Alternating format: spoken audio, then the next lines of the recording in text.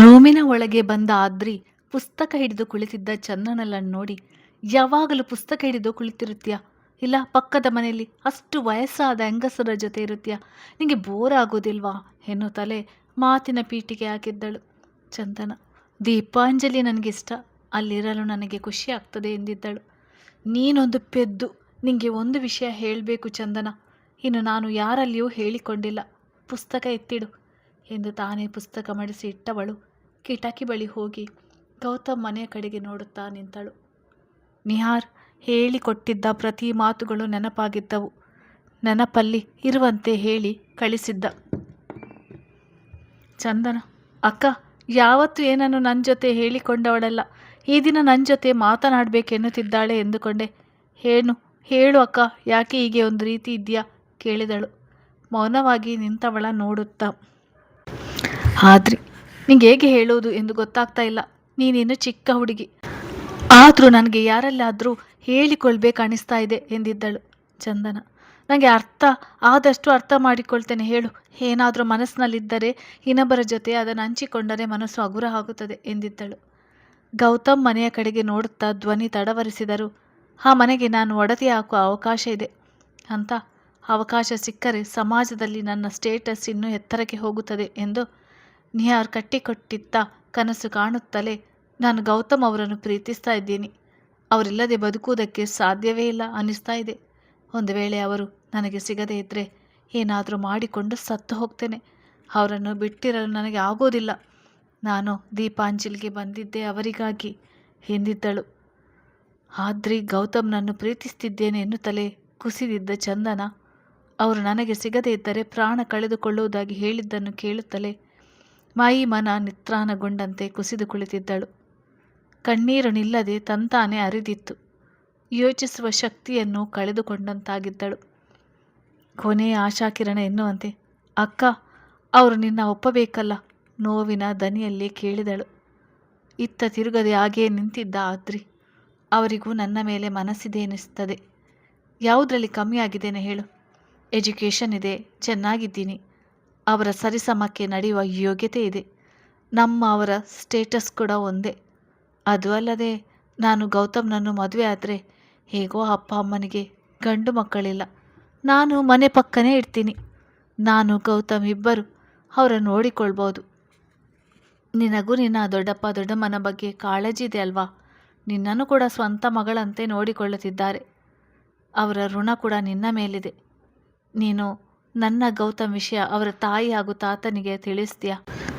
ಹೇಳ್ತೀಯ ಬಿಡು, ನಮ್ಮ ಮನೆ ಉಪ್ಪಿನ ಋಣ ನಿನ್ಮೇಲಿದೆ ಎಂದಿದ್ದಳು.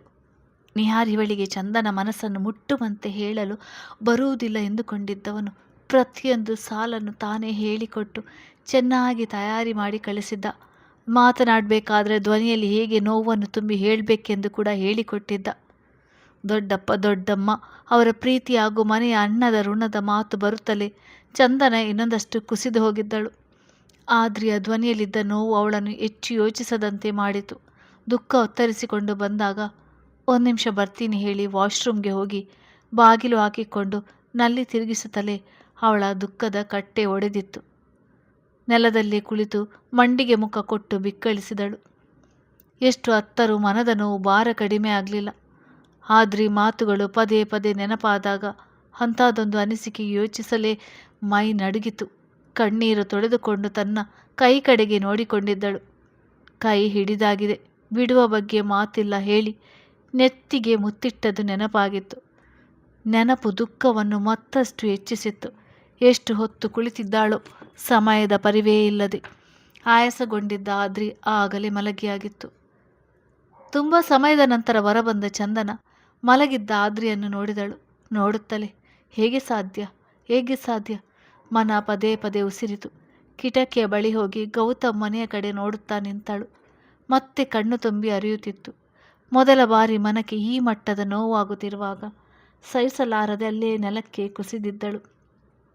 ಮುಂಜಾನೆವರೆಗೂ ಗೌತಮ್ ಜೊತೆ ಕಳೆದ ಒಂದೊಂದು ಕ್ಷಣಗಳು ತನ್ನನ್ನು ಕಾಳಜಿಯಿಂದ ಕಾಯುತ್ತಿದ್ದರಲ್ಲಿನ ನೆನಪಿನಲ್ಲಿ ಕಳೆದವಳು ಹಾಗೆ ಕುಳಿತಲ್ಲೇ ನಿದ್ರೆಗೆ ಜಾರಿದ್ದಳು. ಬೆಳಿಗ್ಗೆ ಎದ್ದ ಗೌತಮ್ ಮುಖ ತೊಳೆದು ಟವೆಲ್ ಕೈಯನ್ನು ಹಿಡಿದು ಡ್ರೆಸ್ಸಿಂಗ್ ಟೇಬಲ್ ಬಳಿ ಬಂದ ಅವನ ಮುಖದಲ್ಲಿ ನಗು ತಂತಾನೆ ಮೂಡಿತು. ಮಿನಿ ನಾಲಾಯಕ್ ಅಂತ ಕರೆಯಲ್ಲ ತಾನೆ? ಹೆದರುತ್ತಲೇ ಕೇಳಿದವಳ ನೋಟ. ಜೊತೆಗೆ ಹಿಡಿದಿರುವ ಕೈ ಬಿಡಲ್ಲ ತಾನೆ? ಕಣ್ಣಿನಲ್ಲಿ ಕೋಟಿ ನಿರೀಕ್ಷೆ ಹೊತ್ತು ಕೇಳಿದವಳ ಮಾತು. ಇಂದಿನ ದಿನ ಅವಳ ಜೊತೆ ಕಳೆದ ರೀತಿ ನೆನಪಾಗಿತ್ತು. ನನ್ನ ಜೀವನದಲ್ಲಿ ನಗು ಅನ್ನೋ ಎರಡಕ್ಷರಕ್ಕೆ ಜಾಗ ಸಿಗುತ್ತದೆ ಎಂದು ಅಂದುಕೊಂಡಿರಲಿಲ್ಲ. ಎಲ್ಲ ಅವಳಿಂದಲೇ. ನಾನಿದ್ದದ್ದು ಬದುಕು ಎಂದುಕೊಂಡಿದ್ದೆ. ಆ ಬದುಕಿನಾಚೆಗೆ ಒಂದು ಸುಂದರ ಜೀವನ ಇದೆ ಎಂದು ತೋರಿಸಿಕೊಟ್ಟವಳು ಅವಳು. ಅಂಥ ಧೈರ್ಯದ ಹುಡುಗಿಯಲ್ಲ. ಮನೆಯವರೊಂದಿಗೆ ಮಾತನಾಡಲಾರಳು. ನಾನೇ ರಾಜು ಅವರ ಮೂಲಕ ಅವಳ ತಂದೆ ಜೊತೆ ಮಾತಾಡಬೇಕು. ಇಷ್ಟು ಕಾಲ ಕಾಯ್ದು ಆಗಿದೆ. ಅವಳ ಪರೀಕ್ಷೆ ಮುಗಿಯುವವರೆಗೂ ಕಾಯ್ದರೆ ಆಯಿತು. ನಂತರ ನಾಲಾಯಕ್ ನನ್ನ ಮನೆಯಲ್ಲಿ ನನ್ನವಳಾಗಿ ಇರುತ್ತಾಳೆ. ಇನ್ನೇನು ತುಳಸಿ ಪೂಜೆಗೆ ಬಂದಿರ್ತಾಳೆ ಎಂದುಕೊಂಡೆ. ಪ್ರತಿದಿನದ ಅಭ್ಯಾಸದಂತೆ ಹೊರಗೆ ಬಂದು ಕಂಬಕ್ಕೆ ಹೊರಗಿ ಅವಳಿಗಾಗಿ ಕಾಯುತ್ತಾ ನಿಂತ. ಅದೇ ಸಮಯಕ್ಕೆ ಮೇಲಿನ ಬಾಲ್ಕನಿಯಲ್ಲಿ ನಿಂತಿದ್ದ ನಿಹಾರ್ ಗೌತಮ್ ಹಾಗೂ ತುಳಸಿ ಕಟ್ಟೆ ಕಡೆಗೊಮ್ಮೆ ನೋಡಿದವನ ಮುಖದಲ್ಲಿ ಸಂತೃಪ್ತಿಯ ನಗು ಇತ್ತು. ಖಂಡಿತ ಅವಳು ಇಂದು ಬರಲಾರಳು. ನೋವಿನಿಂದ ಒದ್ದಾಡುತ್ತಿರುವವಳ ಒಮ್ಮೆ ನೋಡಬೇಕೆನಿಸುತ್ತದೆ ಎಂದುಕೊಂಡವನ ಮುಖದಲ್ಲಿ ವಿಕೃತ ನಗು ಮೂಡಿತು. ಕಾಯ್ದು ಸಾಕಾದ ಗೌತಮ್ ರಾತ್ರಿ ನನ್ನಂತೆ ತಡವಾಗಿ ಮಲಗಿದ್ದಾಳೆ. ಅಥವಾ ತಿಂಗಳಲ್ಲಿ ಕೆಲ ದಿನಗಳು ಪೂಜೆ ಮಾಡೋದಿಲ್ವಲ್ಲ, ಆ ರೀತಿ ಇರಬಹುದಾ? ಹಾಗೆ ಆಗಲು ಹೇಗೆ ಸಾಧ್ಯ? ವಾರದ ಹಿಂದೆ ಆ ರೀತಿ ಪೂಜೆ ಮಾಡಿರಲಿಲ್ಲ. ವಾರದಿಂದ ಸರಿಯಾಗಿ ದಿನಾ ಪೂಜೆ ಮಾಡುತ್ತಿದ್ದಳು ಎಂದುಕೊಂಡೆ. ಮನೆಗೆ ಬಂದವನು ಮೊಬೈಲ್ ಕೈಯಲ್ಲಿ ಹಿಡಿದು ಕರೆ ಮಾಡಿದ. ಅದು ಸ್ವಿಚ್ ಆಫ್ ಎಂದು ಬಂದಾಗ ನಿನ್ನೆ ಸ್ವಿಚ್ ಆಫ್ ಆಗಿದ್ದು ನೆನಪಾಗಿ ಇನ್ನೂ ಆನ್ ಮಾಡಲಿಲ್ಲ ಸೋಂಬೇರಿ ಬೈದುಕೊಂಡೇ ಆಫೀಸ್ಗೆ ತಯಾರಾಗಿದ್ದ. ಡೈನಿಂಗ್ ಟೇಬಲ್ನಲ್ಲಿ ಪ್ಲೇಟ್ ಜೋಡಿಸ್ತಿದ್ದ ಇಂದ್ರಾಣಿ ಅವರು ಚಂದನಗೆ ಇಲ್ಲಿಗೆ ತಿಂಡಿಗೆ ಬರುವುದಕ್ಕೆ ಹೇಳಿದ್ದೆ. ಇನ್ನೂ ಬಂದಿಲ್ಲ ಈ ಹುಡುಗಿ, ಇನ್ನೇನು ಕಾಲೇಜ್ಗೆ ಸಮಯವಾಗುತ್ತದೆ ಎಂದಿದ್ದರು. ಅಲ್ಲಿಗೆ ಬಂದಿದ್ದ ಗೌತಮ್ ಕಿವಿಗೂ ಆ ಮಾತುಗಳು ಬಿದ್ದಿತ್ತು. ತಡವಾಗಿ ಎದ್ದಿರಬಹುದು, ಅದಕ್ಕೆ ಪೂಜೆಯೂ ಇಲ್ಲ, ಇಲ್ಲಿಗೆ ಬರುವುದೂ ಇಲ್ಲ, ಎಲ್ಲ ಕ್ಯಾನ್ಸಲ್ ಮಾಡಿದಾಳೆ. ರಾತ್ರಿ ಬೇಗ ಮಲಗುವುದಕ್ಕೆ ಏನಾಗಿತ್ತು ಇವಳಿಗೆ? ಅವಳನ್ನು ನೋಡದೆ ಏನೋ ಕಳೆದುಕೊಂಡವನಂತೆ ಭಾವನೆ.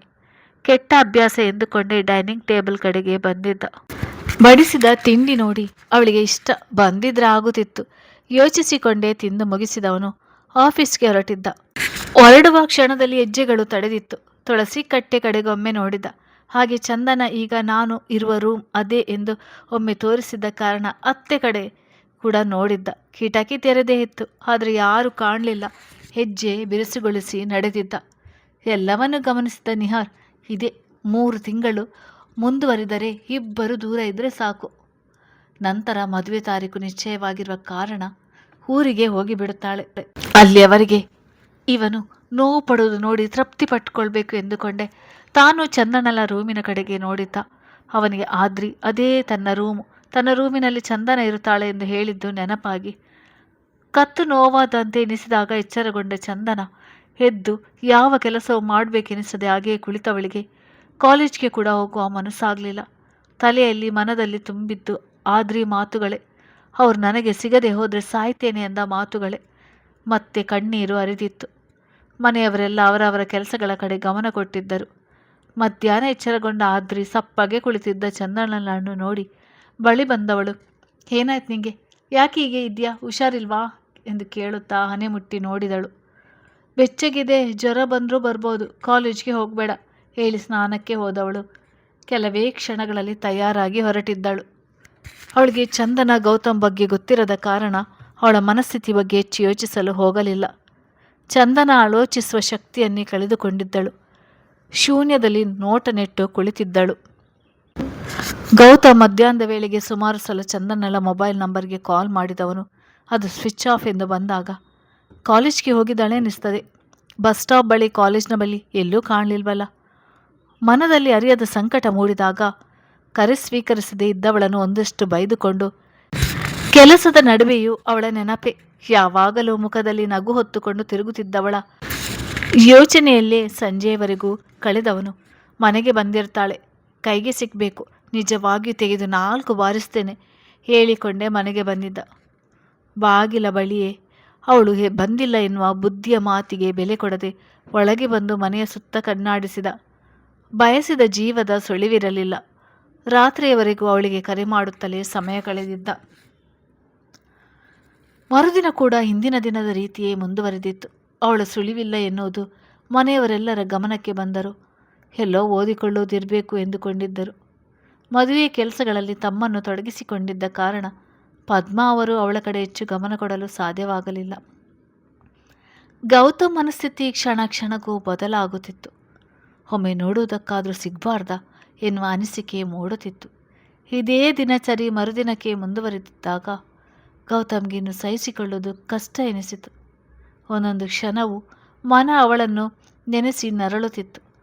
ತನ್ನ ಬಗ್ಗೆಯೇ ತಾನು ಕೋಪಗೊಂಡವನು, ಇಷ್ಟು ದಿನ ನನ್ನ ಬದುಕಿನಲ್ಲಿ ಇವಳೇ ಇದ್ಲಾ, ಬದುಕಿರ್ಲಿಲ್ವ ನಾನು, ಬೈದುಕೊಂಡು ಮರುಕ್ಷಣವೇ ಏನಾಗಿದೆ ಇವಳಿಗೆ, ನನ್ನಿಂದ ತಪ್ಪಾದರೂ ಈ ಕೈ ಬಿಡೋಲ್ಲ ತಾನೆ ನೀವು, ಕಣ್ಣು ತುಂಬಿ ಹೇಳಿದವಳ ರೀತಿ ನೆನಪಾಗಿತ್ತು.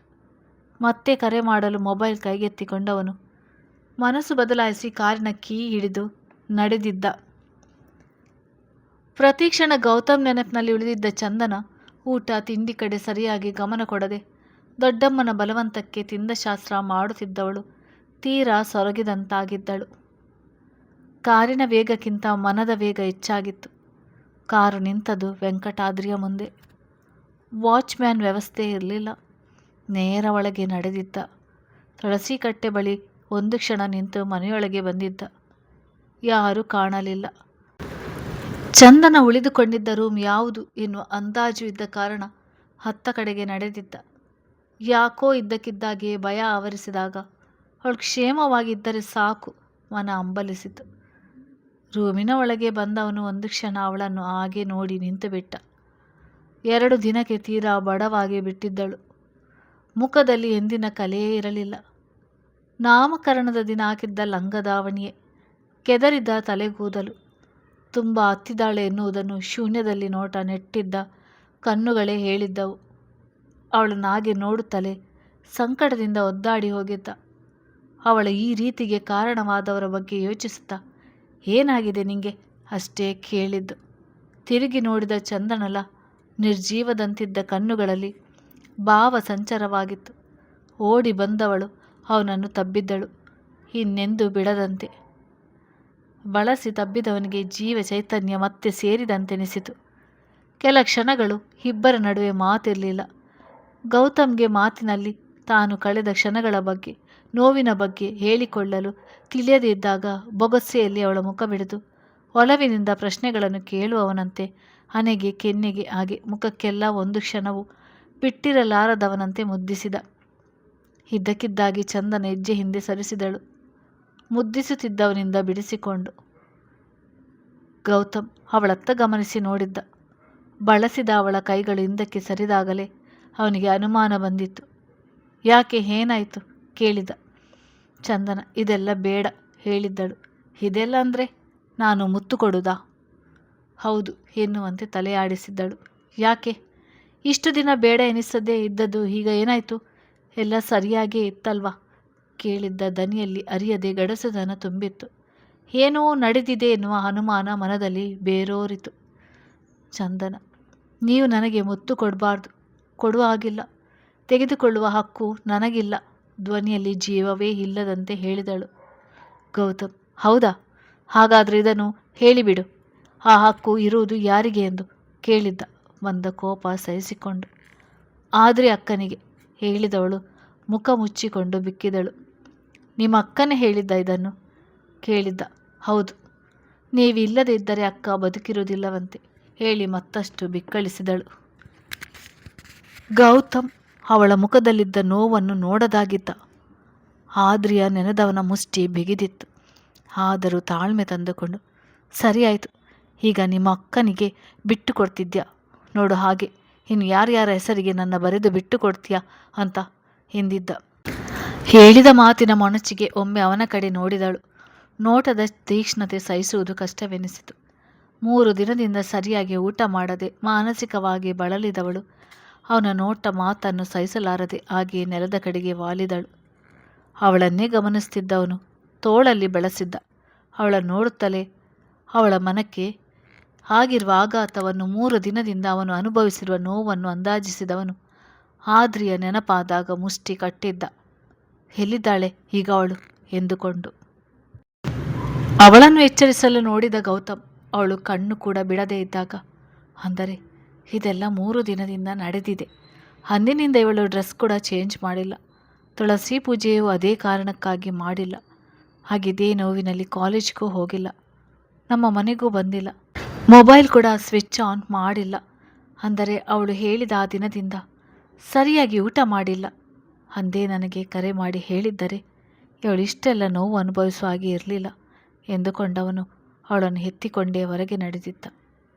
ತನ್ನನ್ನು ಹೀಗೆ ನೋಡಿದರೆ ಯಾರು ಏನಾದರೂ ಅಂದುಕೊಳ್ಳಬಹುದು, ಅಥವಾ ಅವಳ ಮನೆಯವರು ಎದುರಾದರೆ ಏನು ಹೇಳುವುದು ಎನ್ನುವ ಬಗ್ಗೆ ಎಲ್ಲ ಯೋಚಿಸಲು ಆಗಲಿಲ್ಲ. ಅಡುಗೆ ಮನೆಯಲ್ಲಿದ್ದ ಮುತ್ತಮ್ಮನಿಗೆ ಇದು ಯಾವುದೂ ತಿಳಿಯಲಿಲ್ಲ. ಕಾರಿನಲ್ಲಿ ಕೂರಿಸಿದವನು ನೇರ ಆಸ್ಪತ್ರೆಗೆ ಕರೆದುಕೊಂಡು ಹೋಗಿದ್ದ.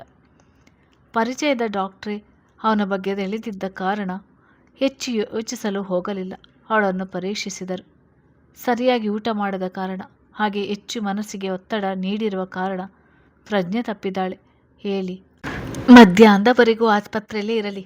ಎಚ್ಚರವಾದಾಗ ಜ್ಯೂಸ್ ಕುಡಿಸಿ ಹೇಳಿದವರು ಸ್ಪೆಷಲ್ ವಾರ್ಡ್ನಲ್ಲಿ ಇರಿಸಿದ್ದರು. ಗೌತಮ್ ಮನದ ತುಂಬ ಕುದಿತ ಇದ್ದರೂ ಅವಳ ಪಕ್ಕ ಕುಳಿತವನು ಅವಳ ತಲೆ ನೆವರಿಸಿದ. ಇವಳನ್ನು ನೋಡದೆ ಸುಮ್ಮನೆ ಇರುವುದಕ್ಕೆ ನಾನು ಅಷ್ಟು ನೋವು ಸಂಕಟ ಅನುಭವಿಸಿದರೆ, ನನ್ನನ್ನು ಬಿಟ್ಟು ಕೊಡುವ ಬಗ್ಗೆ ಆಲೋಚಿಸಿವಳು ಎಷ್ಟು ನೋವು ಅನುಭವಿಸಿರಬೇಡ.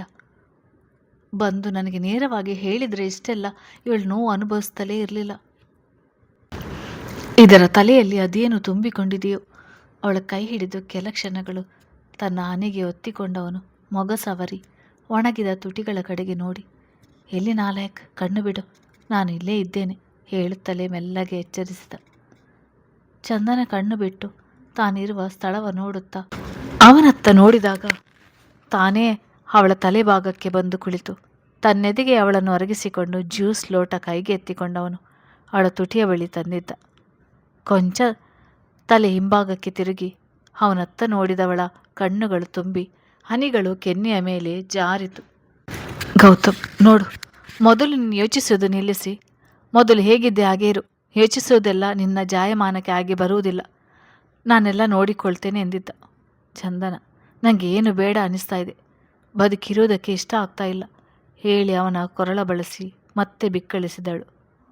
ಮನದ ನೋವು ತಡೆಯಲು ಅಸಾಧ್ಯ ಎನಿಸಿದಾಗ ಅವಳ ಮಾತಿಗೆ ಗೌತಮ್ ಕಣ್ಣುಗಳು ತುಂಬಿತ್ತು. ಒಮ್ಮೆ ಕೈಗೆ ಸಿಗಬೇಕು ಅವಳು.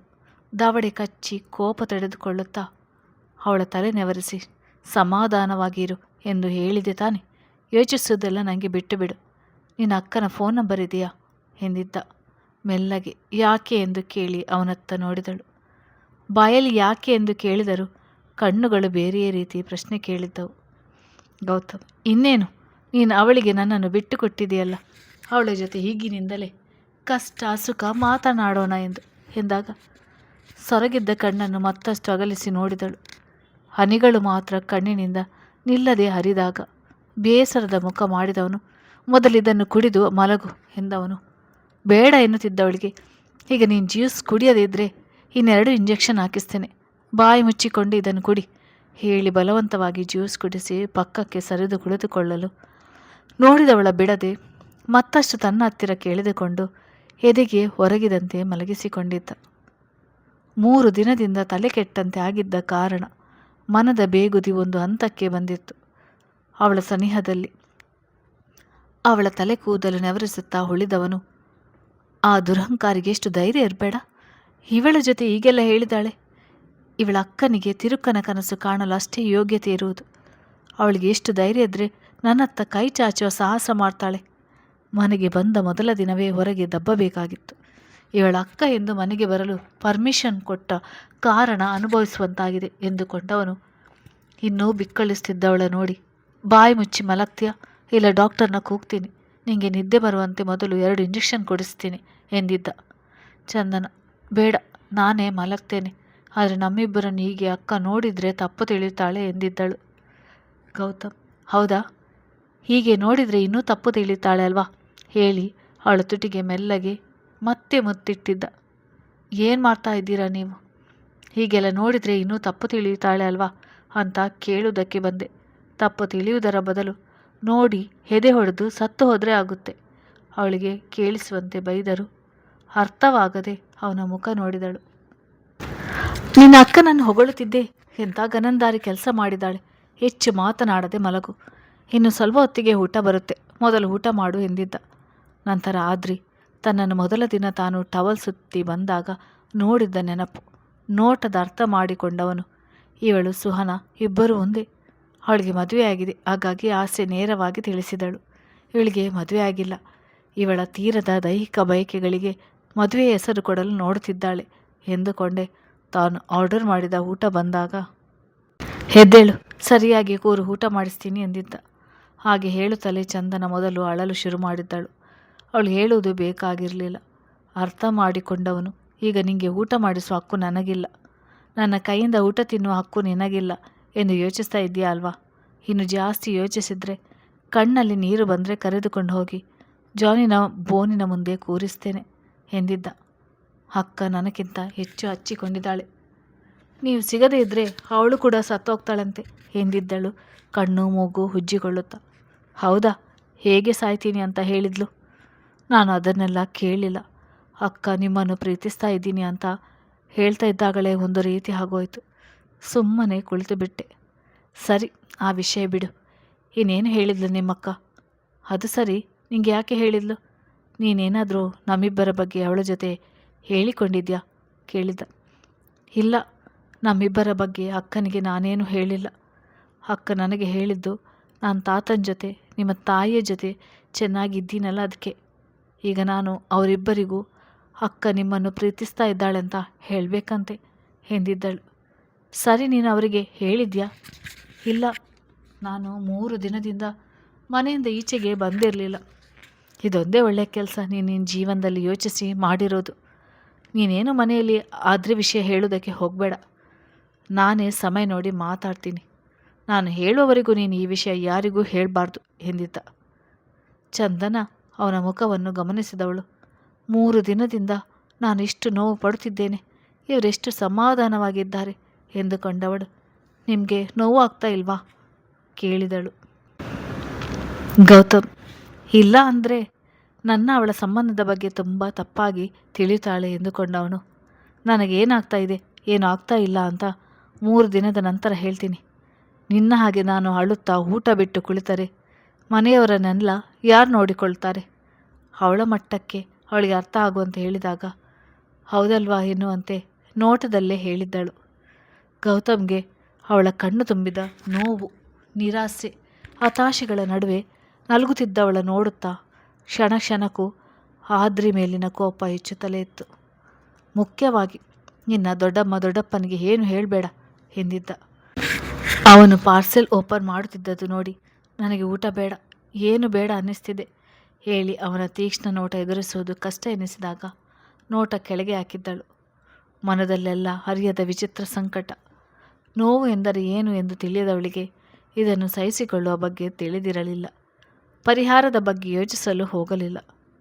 ಗೌತಮ್ ನಿಲ್ಲದ ಅವಳ ಕಣ್ಣೀರು ನೋಡಿ ಮನಕ್ಕೆ ಸಂಕಟ ಆದರೂ ಈ ಸಮಯದಲ್ಲಿ ಇವಳಿಗೆ ಏನೇ ಹೇಳಿದರೂ ತಪ್ಪಾಗುತ್ತೆ. ಶಂಕದಿಂದ ಬಿದ್ದರೆ ಮಾತ್ರ ತೀರ್ಥ. ಇವಳಿಗೆ ತೀರ್ಥ ಅಲ್ಲಿಂದಲೇ ಕುಡಿಸ್ತೇನೆ, ಮೊದಲು ಇವಳ ಅಕ್ಕ ಕೈಗೆ ಸಿಗಲಿ ಎಂದುಕೊಂಡೆ ತುತ್ತು ಕಲಸಿ ಬಾಯಿಗೆ ಇಟ್ಟಿದ್ದ. ಇನ್ನು ಬೇಡ ಎಂದರೆ ಬೈತಾರೆ ಎಂದುಕೊಂಡೆ ಸೇರಿದಷ್ಟು ತಿಂದಿದ್ದಳು. ಅವಳು ಸಾಕು ಎಂದಾಗ ಮತ್ತಷ್ಟು ಬಲವಂತ ಮಾಡಿ ತಿನ್ನಿಸಿದ್ದ. ತಾನು ಸರಿಯಾಗಿ ಊಟ ಮಾಡಿರದ ಕಾರಣ ತಾನು ಊಟ ಮಾಡಿ ಅವಳಿಗೆ ಬಲವಂತದಿಂದ ಮತ್ತೊಂದು ಲೋಟ ಜ್ಯೂಸ್ ಕುಡಿಸಿದ್ದ. ಒಮ್ಮೆ ಗಮನಿಸಿ ನೋಡಿ, ಈಗ ಸ್ವಲ್ಪ ನೋಡುವಂತೆ ಕಾಣ್ತಾಳೆ. ಎಷ್ಟು ಇಳಿದು ಹೋಗಿದ್ದಳು ನೋಡಿ. ಒಂದು ಕ್ಷಣ ಜೀವ ಕೈಗೆ ಬಂದ ಹಾಗೆ ಆಗಿತ್ತು ಎಂದುಕೊಂಡ. ಅವನ ನೋಟ ಒಂದೆಡೆ ನಿಂತಿತ್ತು. ಚಂದನ 3 ದಿನದಿಂದ ನೋಡದೆ ಉಳಿದಿದ್ದ ಕಾರಣ ಮತ್ತೆ ನೋಡಬೇಕೆನಿಸಿ ಗೌತಮ್ ಕಡೆಗೆ ನೋಡಿದಳು. ಅವನ ನೋಟ ಇದ್ದ ಕಡೆಗೆ ನೋಡಿ ತನ್ನ ಸೊಂಟದ ಬಳಿ ಸರಿದಿದ್ದ ದಾವಣಿ ಅಂಚನ್ನು ಸರಿಪಡಿಸಿದಳು. ಯಾಕೆ, ಏನಾಯಿತು ಕೋಪದಿಂದ ಕೇಳಿದ್ದ ಅವಳ ನಡೆಗೆ. ಅದು ನೀವು ಹೀಗೆ ನನ್ನ ನೋಡುವ ಹಾಗೆ ಇಲ್ಲ ಅನಿಸುತ್ತೆ. ಗೌತಮ್, ಓಹೋಹೋ, ಹೀಗೆ ನಿನ್ನ ಅಕ್ಕನನ್ನು ಮಾತ್ರ ನೋಡಬೇಕಲ್ವಾ? ಮದುವೆ ಆದಮೇಲೆ ಯಾರನ್ನು ನೋಡಬೇಕೋ ಅವರನ್ನೇ ನೋಡ್ತೇನೆ. ಈಗ ನಿನ್ನೆ ನೋಡ್ತೇನೆ ಬಿಡು ಎಂದಿದ್ದ. ಅಕ್ಕ ಲಂಗ ದಾವಣಿ ಎಲ್ಲ ಹಾಕೋಲ್ಲ. ಲಂಗ ದಾವಣಿ ಹಾಕದೇ ಇದ್ದರೆ ಏನಂತೆ, ಅದಕ್ಕಿಂತ ಹೆಚ್ಚಾಗಿ ಮೈ ಮಾಟ ಎಕ್ಸ್ಪೋಸ್ ಆಗುವಂಥ ಬಟ್ಟೆ ಹಾಕ್ತಾಳಲ್ಲ, ನೋಡ್ತೀನಿ ಬಿಡು. ಮತ್ತೆ ಯಾವತ್ತು ನಾನು ಸೀಮಂತಕ್ಕೆ ಈ ಥರ ಬಟ್ಟೆ ಹಾಕಿಕೊಂಡು ಬಂದಿದ್ದಕ್ಕೆ ಬೈದಾಡಿ ಬಿಟ್ರಿ? ಆಹಾ ನಾಲಾಯಕ್, ಇದೆಲ್ಲ ಚೆನ್ನಾಗಿ ಅರ್ಥ ಆಗುತ್ತೆ ಅಲ್ವಾ ಇಡಿಯಟ್. ನಿನಗೂ ಅವಳಿಗೂ ಒಂದೇನಾ? ಅವಳು ಯಾವ ಬಟ್ಟೆ ಹಾಕ್ಕೊಂಡ್ರೆ ನನಗೇನಾಗಬೇಕು ಹೇಳಿದವನು. ಅವಳು ಹೇಳಿಬಿಟ್ಲಂತೆ. ಇವಳು ಕುಣಿತ ಒಪ್ಕೊಂಡು ಬಿಟ್ಲಂತೆ. ಅವಳ ಗ್ರಾಚಾರ ಬಿಡಿಸುವುದಿರಲಿ, ಮೊದಲು ಇವಳ ತಲೆಗೆ ಹತ್ತಿರುವ ಪಿತ್ತ ಇಳಿಸಬೇಕು ಎಂದುಕೊಂಡವನು. ನಡಿ ಮನೆಗೆ ಹೋಗೋಣ, ನಿಮ್ಮ ಮನೆಯಲ್ಲಿ ಯಾರೂ ಇಲ್ಲ, ಮತ್ತೆ ನೀನು ತಲೆ ಸುತ್ತಿ ಬಿದ್ದರೆ ಕಷ್ಟ, ನಮ್ಮನೆಗೆ ಹೋಗೋಣ ಎಂದಿದ್ದ. ಚಂದನ ಬೇಡ, ನಾನು ನನ್ನ ರೂಮ್ನಲ್ಲೇ ರೆಸ್ಟ್ ಮಾಡ್ತೀನಿ ಎಂದಿದ್ದಳು, ತನ್ನ ಅಕ್ಕ ತಪ್ಪು ತಿಳಿದುಕೊಂಡರೆ ಎಂದುಕೊಂಡು.